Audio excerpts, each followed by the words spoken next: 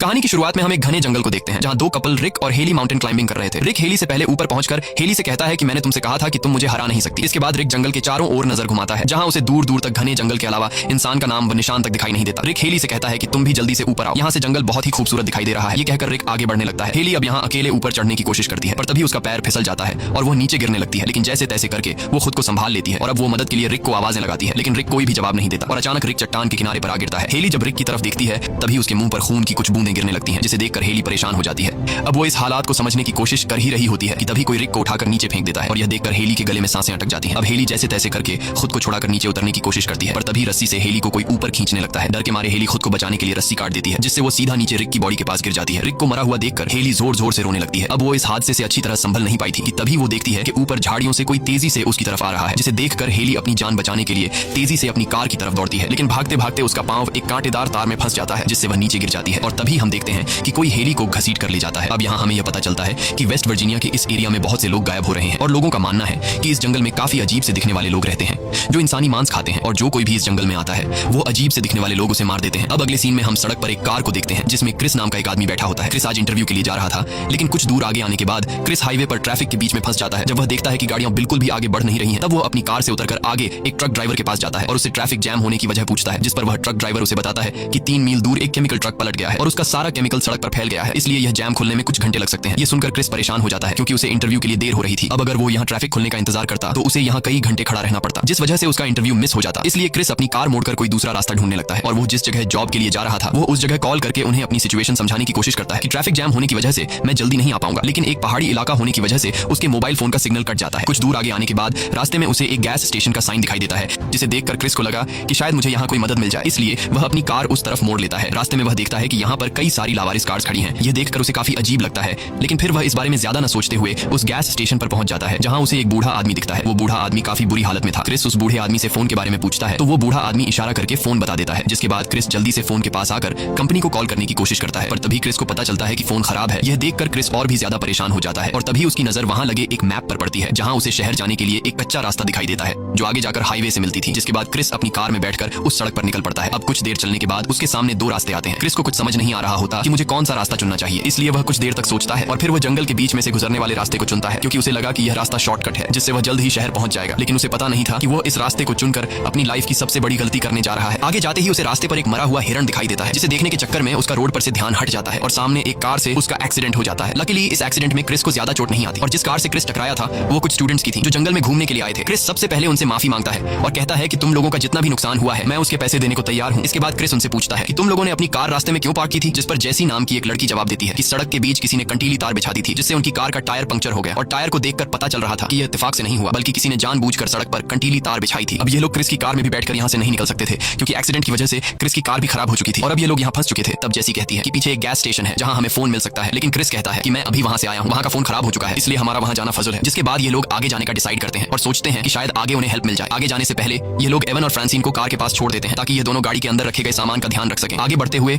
उन्हें रास्ते में एक मरा हुआ नेवला जमीन पर पड़ा मिलता है जिसे किसी ने बुरी तरह से कुचल दिया था। ये लोग इस पर ज्यादा ध्यान नहीं देते और आगे बढ़ने लगते हैं। कुछ दूर आगे आने के बाद उन्हें एक जगह पर टायर्स को आग लगी हुई दिखाई देती है, जिसे देखकर क्रिस समझ जाता है कि यह जगह नॉर्मल नहीं है। क्रिस खतरा महसूस करते हुए सभी को आगे बढ़ने के लिए कहता है। दूसरी तरफ एवन और फ्रांसिन जो गाड़ी का ध्यान रखने के लिए अकेले रह गए थे, ये दोनों इंतजार में थे कि कब इनके साथी मदद लेकर आएंगे। पर तभी एवन को जंगल से किसी चीज की आवाज सुनाई देने लगती है, जिसे सुनकर एवन फ्रांसिन से कहता है कि तुम यहीं कार में रहो, मैं देखने जा रहा हूँ कि ये आवाज कहाँ से आ रही है। जिसके बाद एवन जंगल की तरफ चला जाता है और फ्रांसिन कार में बैठकर एवन का इंतजार करने लगती है, लेकिन इंतजार करते करते काफी देर हो जाती है और एवन वापस लौटकर नहीं आता, इसलिए फ्रांसिन एवन को ढूंढने जंगल में चली जाती है। आगे बढ़ते हुए उसे एवन का जूता मिलता है। ये देखकर फ्रांसिन को कुछ समझ नहीं आता कि एवन ने अपना एक जूता यहाँ क्यों छोड़ा है और कुछ दूर आगे जाने के बाद उसे जमीन पर एक कटा हुआ इंसान का कान दिखता है और उस कान में रिंग्स देखकर फ्रांसिन समझ जाती है कि यह एवन का कान है। ये देखकर फ्रांसिन बहुत ज्यादा घबरा जाती है और वो समझ जाती है कि यह जगह खतरे से खाली नहीं है। अब इससे पहले कि फ्रांसिन वहां से भाग पाती तभी पीछे से एक आदमी उसे पकड़कर मार डालता है। दूसरी तरफ वो लोग आगे बढ़ते हुए सड़क के एंड तक पहुंच जाते हैं जहां से आगे कोई रास्ता नहीं था, इसलिए वो लोग जंगल के अंदर जाने लगते हैं। कुछ दूर आगे आने के बाद उन्हें सामने एक घर दिखाई देता है, जिसे देखकर ये लोग काफी खुश हो जाते हैं क्योंकि उन्हें लग रहा था कि शायद यहाँ हमें हेल्प मिल जाए। अब ये लोग जब इस घर के करीब पहुंचते हैं तो वहाँ उन्हें आसपास बहुत सारी कार्स दिखाई देती हैं, जिसे देखकर उन्हें काफी अजीब लगता है। अब यहाँ क्रिस इस घर का दरवाजा नॉक करता है, लेकिन अंदर से कोई जवाब नहीं आता, इसलिए अब ये लोग खुद ही अंदर चले जाते हैं। अंदर जाकर ये लोग देखते हैं कि यह घर बहुत ही बुरी हालत में है। इसे देखकर ऐसा लग रहा था कि इस घर की कई महीनों से सफाई नहीं हुई है। खाने का टेबल बहुत ही गंदी हालत में था। अब यहाँ ये लोग फोन या रेडियो ढूंढने के लिए घर की जांच पड़ताल करने लगते हैं। तभी उन्हें ढेर सारी कार्स की चाबियां मिलती हैं। क्रिस जब फ्रिज खोलता है तो उसकी आंखें खुली की खुली रह जाती हैं क्योंकि वहाँ किसी ने इंसान के बॉडी पार्ट्स बॉटल्स में रखे थे। वहीं जैसी जब बाथरूम में जाती है तो वहाँ उसे बाथ टब में इंसान की डेड बॉडी पड़ी मिलती है, जिसे देखकर वो बहुत ज्यादा घबरा जाती है और तभी एक बाल्टी का ढक्कन हटाने पर उन्हें वो कंटीला तार दिखाई देता है जिससे उनकी कार पंक्चर हुई थी। ये सब देखकर ये लोग समझ समझ जाते हैं कि इस घर में जो भी रहता है वह बहुत ही ज्यादा खतरनाक है। अब ये लोग जल्दी से वहां से निकलने लगते हैं और जैसे ही ये लोग दरवाजे के करीब पहुंचते हैं तभी उन्हें एक गाड़ी की आवाज सुनाई देती है। क्रिस जब खिड़की से छिपकर देखता है तो उसे पता चलता है कि यहाँ एक गाड़ी आ रही है। अब ये लोग जिस दरवाजे से आए थे उस दरवाजे से तो निकल नहीं सकते थे क्योंकि सामने से वो गाड़ी आ रही थी, इसलिए ये सब पीछे के दरवाजे से निकलने का सोचते हैं, लेकिन पीछे का दरवाजा ब्लॉक किया गया था। अब ये लोग बुरी तरह से फंस चुके थे और उन्हें कुछ समझ नहीं आ रहा था कि यहाँ से कैसे निकला जाए। जब उन्हें बाहर निकलने का कोई भी रास्ता नहीं मिलता तब ये लोग जल्दी से अलमारी और बेड के नीचे छिप जाते हैं। कुछ देर बाद वो मॉन्स्टर्स अंदर आते हैं और फ्रांसिन की बॉडी को बिल्कुल उनके सामने लाकर पटक देते हैं, जिसे देखकर ये लोग बहुत ज्यादा डर जाते हैं। और तभी ये लोग उन मॉन्स्टर्स के चेहरे देख लेते हैं जिनके चेहरे देखने में बहुत ही ज्यादा डरावने थे। दरअसल ये तीनों आदमखोर थे जो इंसानी मांस खाते थे और ये तीनों फ्रांसिन की लाश को उठाकर एक टेबल पर पटक देते हैं और तीनों मिलकर उसे काटना शुरू कर देते हैं। ये खौफनाक मंजर देखकर जेसी काफी ज्यादा डर जाती है और जैसे ही वह चिल्लाने वाली होती है तभी क्रिस उसके मुंह पर हाथ रख देता है और जेसी की आवाज को दबा लेता है। इसके बाद वह तीन आदमखोर फ्रांसिन की बॉडी को खाकर सो जाते हैं। अब मौका देखकर क्रिस और जेसी धीरे धीरे घिसटते हुए बेड के नीचे से निकलते हैं और इन दोनों को देखकर कार्ली और नताशा भी अलमारी के पीछे से बाहर आ जाते हैं और यह चारों दबे पांव वहां से निकलने लगते हैं। अब तीन लोग तो बाहर निकलने में कामयाब हो जाते हैं, लेकिन आखिर में जैसे ही क्रिस निकलने वाला होता है तभी उसकी हलचल से एक आदमखोर की आंख खुल जाती है और वह क्रिस को देख लेता है। अब क्रिस जब समझ जाता है कि आदमखोर ने मुझे देख लिया है तब वह तेजी से वहां से भागने लगता है। ये चारों दौड़ते हुए जंगल की तरफ जाने लगते हैं, लेकिन अब वह आदमखोर भी गाड़ी में बैठकर उनका पीछा करने लगते हैं। यह लोग भागते भागते एक ऐसी जगह पहुंचते हैं जहां बहुत सारी लावारिस गाड़ियां खड़ी थी। अब यहाँ क्रिस गाड़ी में बैठकर यहाँ से निकलने का सोचता है और जब वह हर एक गाड़ी को स्टार्ट करने की कोशिश करता है तो वहां मौजूद सभी गाड़ियां खराब थी। अब ये लोग सोच ही रहे होते हैं कि यहाँ से कैसे निकला जाए कि तभी वहां आदमखोर अपनी गाड़ी में पहुंच जाते हैं, जिसे देखकर यह लोग गाड़ियों के पीछे छिप जाते हैं। लेकिन उन आदमखोरों को पहले से पता था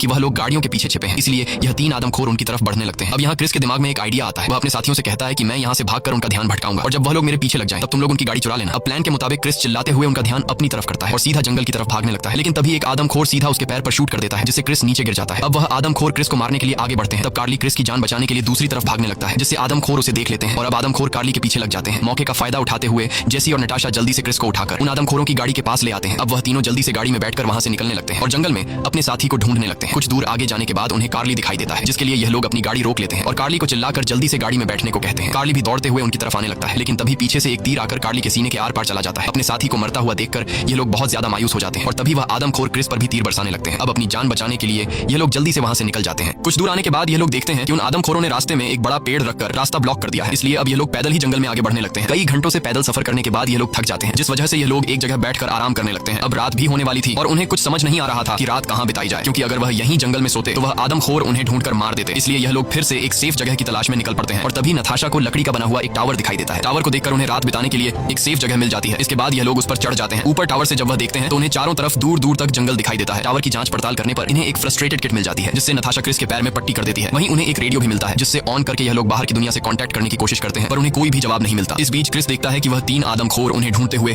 टावर के पास पहुंच गए हैं। उन्हें देखकर यह लोग चुपचाप बैठ जाते हैं और उनके जाने का इंतजार करते हैं, पर तभी कोई रेडियो पर उन्हें जवाब देता है, जिसकी आवाज नीचे मौजूद तीन आदमखोर सुन लेते हैं और वह समझ जाते हैं कि यह लोग ऊपर टावर में छिपे हैं। जिसके बाद आदमखोर ऊपर टावर पर चढ़ने लगते हैं। अब अपनी जान बचाने के लिए क्रिस टावर में अंदर आने का रास्ता ब्लॉक कर देता है। अब कुछ देर तक शांति हो जाती है और उन्हें लगने लगता है कि शायद आदमखोर यहाँ से चले गए, पर तभी इनके टावर में धुआं होने लगता है, जिससे उन्हें पता चलता है कि उन आदमखोरों ने टावर को आग लगा दी है। अब ये लोग बुरी तरह से फंस चुके थे और उन्हें अपनी मौत दिखाई देने लगती है। क्रिस कहता है कि अगर हम यहाँ रहे तो आग में जलकर मारे जाएंगे, इसलिए क्यों ना सामने के पेड़ पर कूदकर अपनी जान बचाने की कोशिश की जाए। अब यहाँ क्रिस सबसे पहले टावर से सामने के पेड़ पर कूद जाता है और पेड़ की एक टहनी को पकड़कर नीचे गिरने से खुद को बचाता है। जिसके बाद वह दो लड़कियां भी टावर से पेड़ पर कूद जाती हैं, लेकिन कूदते समय नीचे तीन आदमखोर उन्हें देख लेते हैं और उनमें से एक उन्हें मारने पेड़ पर चढ़ने लगता है। उधर ये लोग टहनियों के सहारे धीरे धीरे आगे बढ़ते हैं, लेकिन नताशा सबसे पीछे होती है और तभी पीछे से एक आदमखोर आकर नताशा को बड़ी बेरहमी से मार डालता है। अब क्रिस जेसी को लेकर आगे बढ़ता है, लेकिन वह आदमखोर भी उनका पीछा करने लगता है। अब यहाँ क्रिस के दिमाग में एक आइडिया आता है। क्रिस समझदारी से काम लेते हुए एक टहनी को खींच कर पकड़ लेता है और जैसी उस आदमखोर को फंसाकर वहां तक ले आती है, जैसे ही वह आदमखोर उनके नजदीक आता है तब क्रिस टहनी छोड़ देता है, जिससे वह आदमखोर नीचे गिर जाता है। अपने साथी को जख्मी हालत में देखकर नीचे मौजूद दो आदमखोर काफी ज्यादा गुस्सा हो जाते हैं। इधर यह दोनों चुपके से पेड़ की टहनियों से गुजरते हुए एक झरने के पास पहुंच जाते हैं और रात वहीं पर बिताते हैं। सुबह होते ही ये दोनों वहां से निकलने लगते हैं और चलते चलते उन्हें एक सड़क दिखाई देती है। सड़क को देखकर ये दोनों बहुत ज्यादा खुश हो जाते हैं, लेकिन उनकी यह खुशी कुछ ही देर की मेहमान थी। तभी पीछे से एक आदमखोर आकर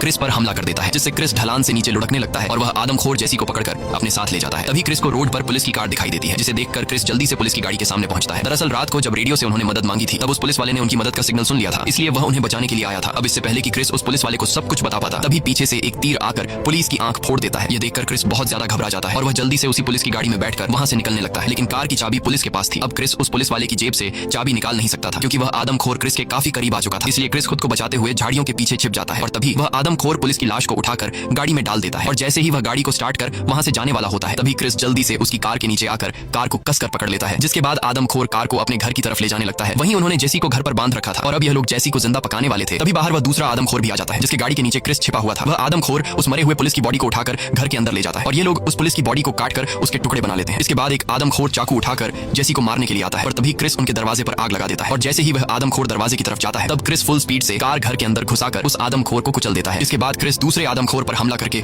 उसे भी बुरी तरह घायल कर देता है और जल्दी से जेसी को आजाद करने लगता है। लेकिन तभी पीछे से एक आदमखोर आकर क्रिस को उठाकर पटक देता है और एक कुल्हाड़ी से क्रिस पर जानलेवा हमला करने लगता है। और जैसे ही वह आदमखोर क्रिस को मारने वाला होता है तभी जेसी हिम्मत जुटाकर एक तीर सीधे उस आदमखोर के सिर के पीछे मारती है, जिससे वह आदमखोर नीचे गिर जाता है। अब ये दोनों जैसे ही घर से बाहर निकलने वाले होते हैं तभी एक दूसरा आदमखोर क्रिस पर हमला कर देता है। लेकिन अब जेसी भी क्रिस के साथ मिलकर उस आदमखोर से लड़ने लगती है, इसलिए वह आदमखोर उनके सामने कमजोर पड़ जाता है। और तभी जेसी जल्दी से एक कुल्हाड़ी उठाकर उस आदमखोर के सीने पर वार करके उसे नीचे गिरा देती है। और अब जैसे ही यह लोग घर से बाहर निकलने लगते हैं तभी वही आदमखोर जेसी का पैर पकड़ लेता है, लेकिन जेसी उससे खुद को छुड़ा लेती है और वो दूसरा आदमखोर जिसके सर के पीछे तीर लगा था वह भी दोबारा उठने लगता है। ये आदमखोर मरने का नाम ही नहीं ले रहे थे। अब क्रिस और जेसी जल्दी से उस घर से बाहर निकल जाते हैं। यहाँ क्रिस के पास बंदूक में सिर्फ एक ही गोली बची होती है, इसलिए क्रिस समझदारी से काम लेते हुए उस पुलिस वाले की कार के पीछे लगी गैस टैंक को शूट कर देता है, जिससे उस पूरे घर में ब्लास्ट हो जाता है और फाइनली उस घर में मौजूद आदमखोर आग में जलकर मारे जाते हैं। इसके बाद क्रिस और जेसी उन्हीं आदमखोरों की गाड़ी में बैठकर वहां से निकल जाते हैं और सीधे उस गैस स्टेशन पर पहुंचते हैं, जहां क्रिस सामने लगे मैप को फाड़ देता है। क्रिस ऐसा इसलिए करता है क्योंकि वह नहीं चाहता था कि इस मैप को फॉलो करते हुए जो कुछ उसके साथ हुआ वह किसी और के साथ ना हो और कोई भी दोबारा इस रास्ते पर ना जा सके। इसी के साथ ये कहानी खत्म हो जाती है। अगर आपको ये वीडियो अच्छी लगी हो तो हमारे चैनल को सब्सक्राइब और वीडियो को लाइक जरूर कीजिए और अगर आपको इस मूवी का सेकंड पार्ट देखना है तो कमेंट में पार्ट 2 लिखें।